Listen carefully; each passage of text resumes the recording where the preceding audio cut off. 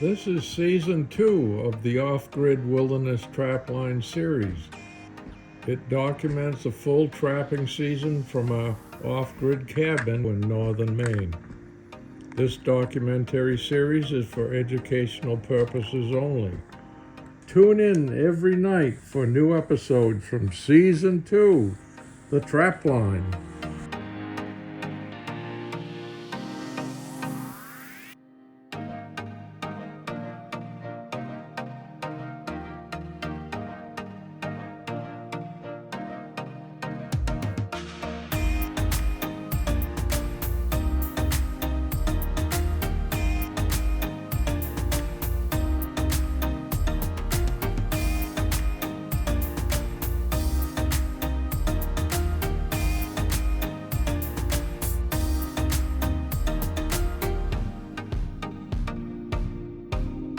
Good morning.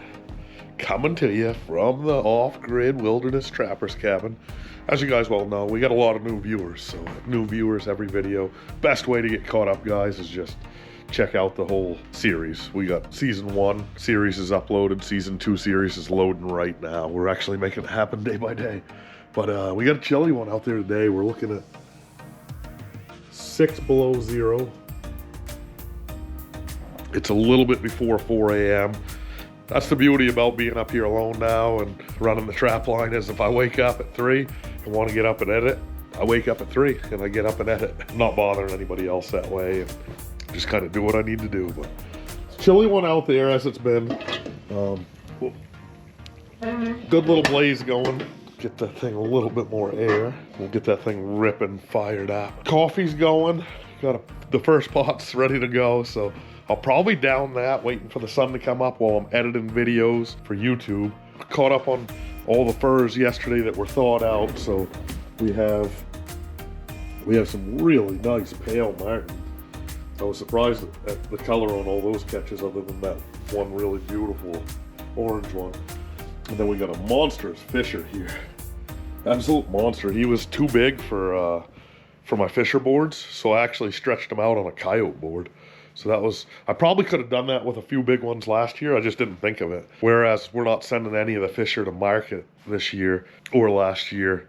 I could stretch them on whatever I want, and no sense losing those inches on a stretching boards. Yeah, I got that one on a coyote board and still had a little bit of room actually around the waist, around the hips. As you could see, I put a thumbtack in sideways and sideways in just to get that little extra room and not lose it from shrinkage. Oh, and I got 2 fisher that thawed out right here, hanging here, and I had to hang those inside and get those thawed out. So that's another thing I can be doing before daylight today. But yeah, we're in such a cold spell, a cold snap that even a fisher might even freeze in the trap when you get there if he's been there for 24 hours or more. They're killer traps, so they kill them. The carcass starts to cool off and then freeze. A marten, I bet you a marten doesn't take more than a couple hours and he's going to start freezing because there's just zero fat or flesh on a marten. I mean, I shouldn't say zero, it's more like 0.5%. There's very little. I just basically scrape it off with my knife when I'm done skinning them, whereas a fisher, like that fisher there in particular, especially your bigger males, they're just loaded with flesh and fat. You actually have to use a flesh and beam and a 2-handed flesher to get that hide clean and as nice as that hide is right there. Yeah, marten, the more and more I learn about them and the more experiences I have with marten, the more I just am so impressed by them. Like watching that one the other day chase that rabbit and seeing him jump or stride 6 foot in between strides. Well, I went back and measured it in the snow. Was just awesome to me. And then also to see how much scent they lay down, because they don't smell at all when you skin them. Like a fisher has its own smell, which I love. A mink has its own smell, which I don't love. Weasels have their own smell, which are not nice. A marten, like I've never had one really smell. I couldn't even tell you what a marten smelled like. You could pass a marten in front of me, and I've handled thousands of them, and I probably couldn't even tell you the smell, like that it was a marten if you passed it by my nose, whereas any other animal, I could pretty much tell. It amazes me to watch them on the trail cameras lay down as much scent as they lay down You know, they're always smelling for other scents, maybe other marten or fisher or weasel, and they're always laying down their own. So that's, you know, that's something that amazes me. How fast that one was running amazes me. And then every time I skin one, especially when it's 10 below zero or 6 below zero, it just amazes me that they could live in this climate and stay warm with no fat or flesh underneath their hide. And they're just straight muscle. There's no fat in the muscle either.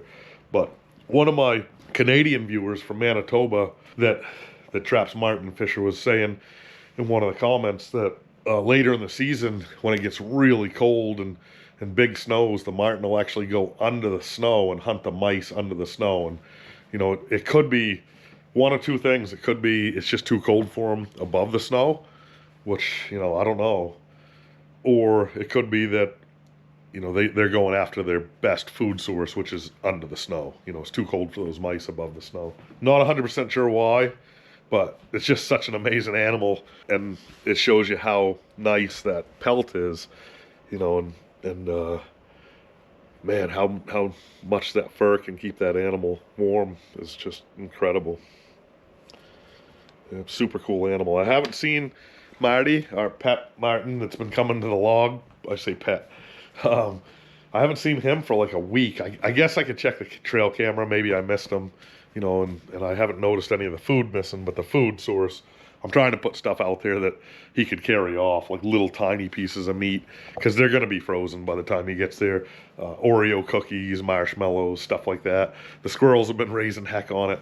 I got 2 red squirrels here that I don't really like shooting and killing everything, you know, contrary to popular belief, you know, being up here and being a trapper and a hunter and everything else. It's all kind of part of the game. You know, there's times when you kill stuff and use it, and there's times when you don't. So I got no need to kill these 2 red squirrel. And then there's a couple blue jays too are coming back too. And it was so cool yesterday while I was editing video. I'm watching, there's one squirrel in the bird feeder just sitting there mowing, and it's open on both sides. And there's another squirrel trying to get in, and the one inside is just fighting off that other one. The other one's scared. And then a blue jay's trying to get in too. And the one that's getting fought off is chasing the blue jay every chance he gets. And he's going branch to branch and chasing this blue jay. It was pretty cool. I'd never seen one do that. So it was kind of cool to watch how they interact and have some life here and watch life. Plan for today is, you know, we're going to get light. I'll finish editing whatever video I'm working on. And then I'm going to run the trap line by snowmobile. I don't have a lot of traps to run today. This is just going to be that short fisher line that I put out by snowmobile. I think 1, 2, 3, 4, 5. There's about 7 traps on that line. Half of them are brand new, and the other half have been out one check previously where we popped a pine marten. But we missed a fisher because I didn't set on it, because I had a brain fart, bad one. I'll get more into that later on, guys. But yeah, I really messed up not setting up a fisher, and she came through right where I should have been set. But yeah, so now we have a set there. Hopefully we're not 30 days late on her, and we're gonna check that line later today, so stay tuned. All right. Got some editing done, got some uploads going for YouTube. Gonna head her out on the trap line, guys. It didn't get any warmer. It dropped, actually. We're at 7 below zero right now. It was 6 below when I got up. But we got a couple traps we're gonna go pick up that we left out for fisher on a line. We're gonna do those by truck. And then we're gonna come back and get the snowmobile fired up and run a line and not pick them up with a snowmobile. Got a special guest coming in this week. One of our trapping partners is able to come back up and run a line, so you're going to see some more setting, you're going to see some more checking, and hopefully you'll see some more furs as we get going. Stay tuned, guys.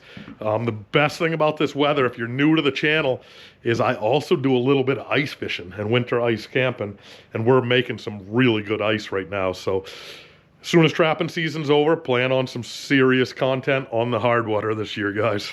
Thanks for tuning in. All right, she's chilly. I got this hat on for while I'm in the truck, but I've got to put my fur hat back on because it's been bouncing between 13 and 14 below most of the ride, and then you get in the higher country and it warms up to like 8. 9, 10 below. But we got like 4 sets out still for Fisher, all in prime Fisher locations. Nothing here. Give it a double check. Still got bait. Yep. But if we pop a Fisher or 2 over here, I should be pulling these because it's quite a drive for only 4 spots. But sometimes I get stubborn or dumb, or I guess those 2 things can go together. And I really want to catch this Fisher that I saw the tracks of earlier in the season. So it's just a matter of time when he comes back through and get a chance at him.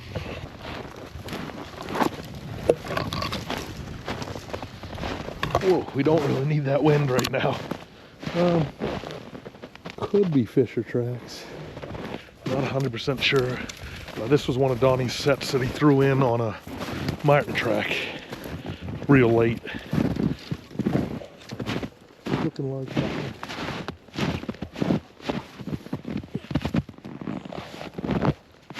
No hit.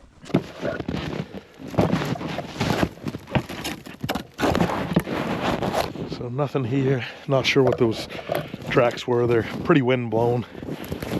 Got to use your imagination on some of these tracks now.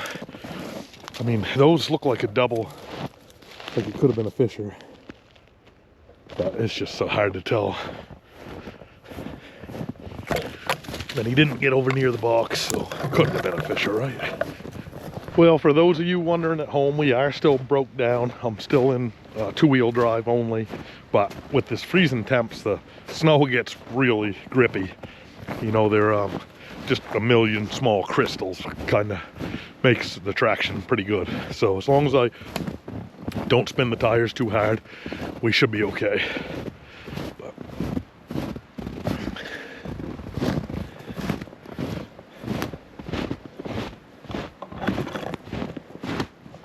No hit. nothing here. Just coming up this hill, we went from -14 to -8 degrees, you know, just coming up about a mile. And you know, through my experience, I've found that the higher ground this time of year is going to be a lot warmer than the low valleys. So if you guys are looking for moose antlers, through my experience, I found a lot more moose in the high ground late in the winter. In the summer, they're down in the lowlands, you know, in the swamps, in the valleys, and then when it's super cold like this, they'll move up into these, up into the ridges and stuff. Well, if you guys been following along at home, you know where we are. And what do we got for tracks?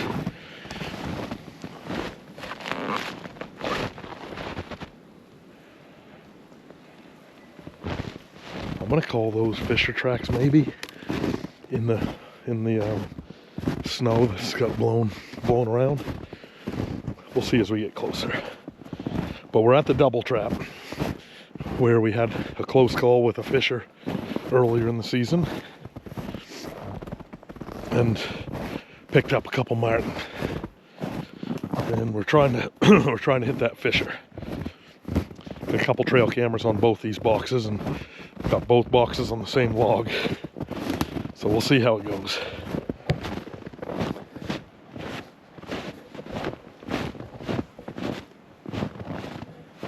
Looking like nothing in the first one. Danger, Maine. These tracks. So we got nothing. And nothing. Yeah, no Fisher coming through this check, but if he comes through next check, we'll be ready for him.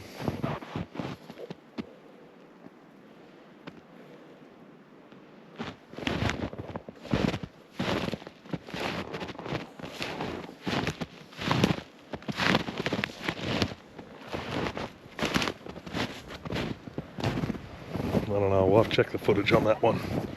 Coming out 42.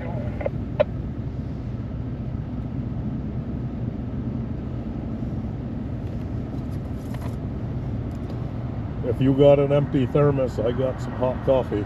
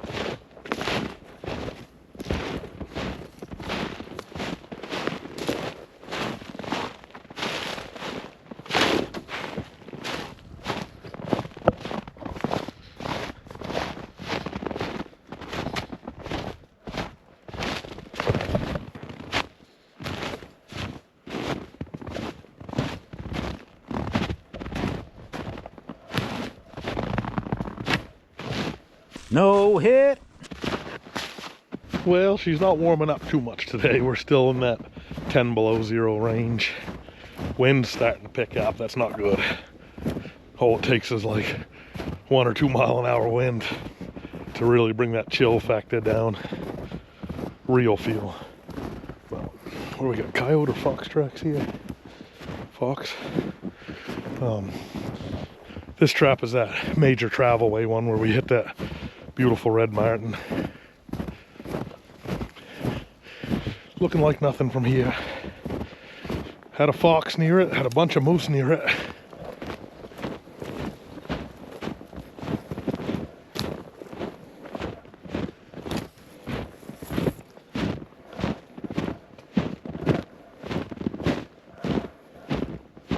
Nothing. Oh, I love trapping. Love trying to figure them out. Love trying to get ahead of them. Figure out where they're gonna be. The moose are really keeping my trail open for me.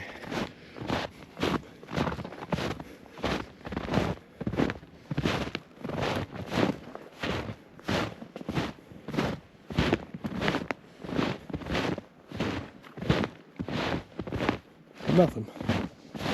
Yeah. Hard to believe. Hard to believe.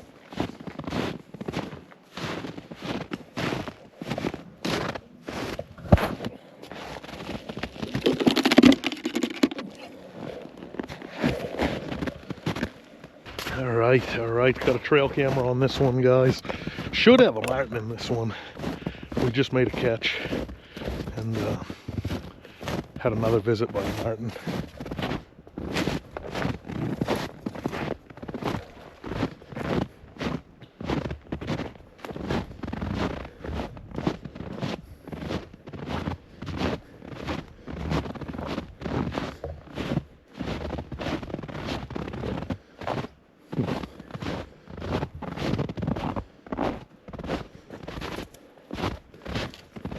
Yeah, we got activity. We got activity. Looks like mountain tracks.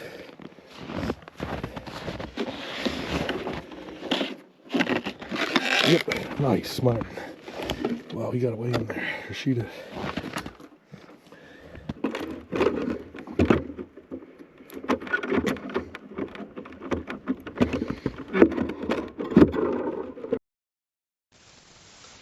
Now for several days you're going to see this marten go in and out of the box. It's going to get to the bait multiple times before ultimately getting snapped by the trap. Now this was done on purpose. You know, this is a smaller marten. It's a female. I try to target the males, and I'm really after fisher here. So I'm going to let the small marten go. I'm going to let most of the marten go. I'm going to let all the weasel go, or any inadvertence like a squirrel that gets in the box are going to be able to get in and out without that trap getting them. Now ultimately it will get a marten. You know, I got that bait wired in the back, so it has to work it, and it's going to trip that trigger with its shoulders. But for 2 or 3 extra days I had a chance at catching a fisher if it came through, rather than having a small marten in the trap and a fisher comes and eats the marten. And the way I did this was by spreading the triggers even wider, really shouldering them, getting them kind of behind the eyes of the trap, and also tilting them back. So this Marten could get in and out multiple times and actually get some bait. And wiring that bait keeps it from dragging the bait in and tripping the triggers too. But yeah, for several days we were live for a fisher if it came through, even though that there was a Marten in and out. Now this isn't general practice that I normally do, especially early in the season when we're trying to catch more Marten.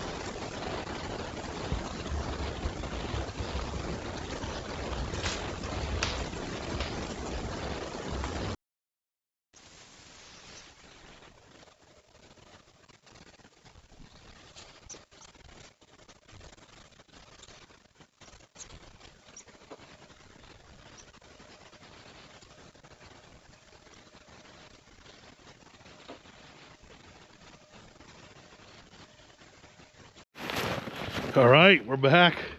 We're on the snow machine. It's still 8 below, so I'm dressed up a little bit more layers than I'm used to wearing because it's cold. When you're going 50 or 60 on a snowmobile and it's 8 below, wind chill's a little bit different story. But we got our fisher line over here that we're gonna run. We got, maybe 4 or 5 traps that have been out for one check already. And then we got some brand new traps that are out. What do we got here? Rabbit been all around the box. No hit. So we got a couple new fisher traps that we just set the other day. And I want to get to those pretty quick because if a Marten gets in them early and then that fisher comes along, one, we can't catch the fisher because the trap's already sprung. Two, he's probably gonna eat my Marten. And three, I don't know, what's three? There's probably a 3 there somewhere. Oh, 3. It's been super cold, so the fur should be moving on those new sets. So hopefully we can pick up a fisher here.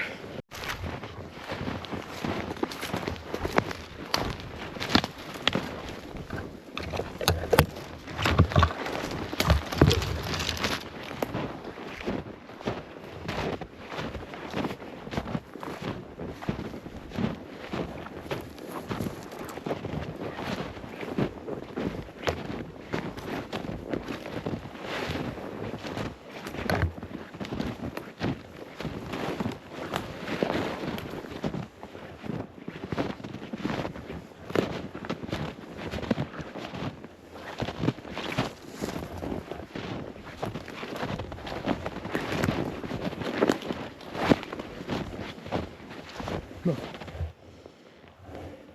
I think I saw some marten tracks back there. Oh, not too far, but down the road.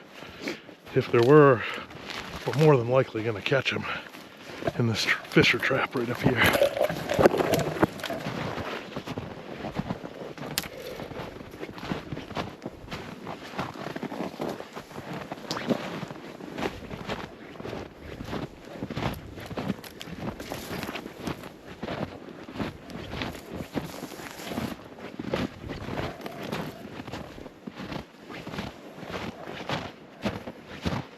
Nothing. If they were marten tracks, he didn't find it. This is that trap I set up a day late, $1 short. I set it up on those fisher tracks after it came through that day. So I was hoping it'd still be in the same area, or maybe a male fisher came through. But so far, nothing.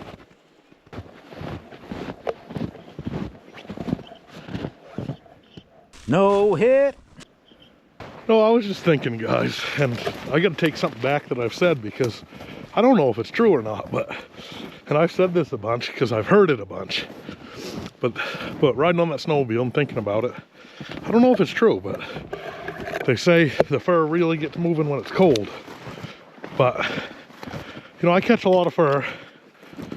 I don't notice catching more because it's colder. I don't even know if I catch as much when it's cold, now that I think about it. So I'm not going to say that anymore unless I know.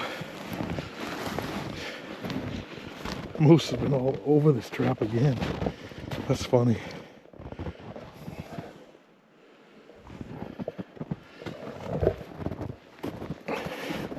So yeah, we've had pretty extreme cold the last 3 or 4 days since I've been here, and we're not catching any more fur.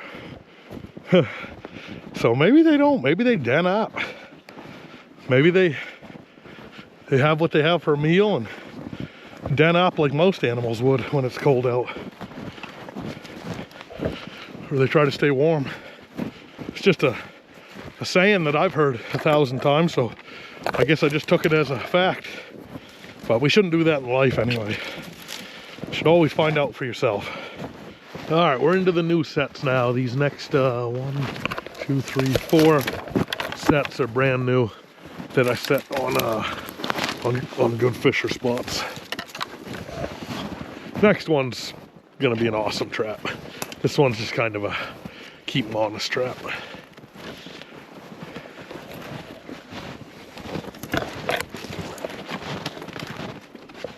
Yeah, this is nothing. Nothing. Cedar Grove, got a stream going through here, and this was like the end of the travel way, and I wanted to just have one in here just to make sure I didn't miss one at the end of the travel way. I think there's at least one fisher here coming through here, so I want to get it as quick as I can. All right, this set I liked a lot, but I was behind the fisher. I actually set on sign, I set on its tracks where it crossed. It hunted through this woods a bunch of times, back and forth, and where I ended up setting was right on its tracks. So unless it turned around, it'll be a little while before it gets back, but the next set's actually in front of it, I think. Yeah, looks like nothing here. Yep, nothing. But first check here. Good idea to always check your safeties and make sure you tied your trap down and all that good stuff. All right, next trap wasn't on sign, and if the fisher was heading that direction, then we're ahead of him. I never did figure out which way it was going because it crossed so many times hunting through here.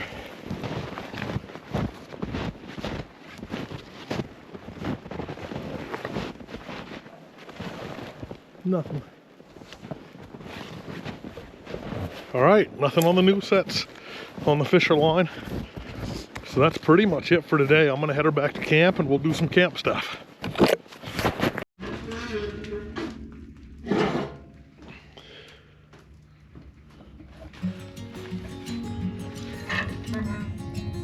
Thanks for tuning in. Really appreciate all the support, guys. Tune in every night for a new episode from this wilderness trapline. The season keeps getting better and better. If you turn on your notifications for this channel after subscribing, you'll be the first to know every day when a new episode airs. Thanks for watching.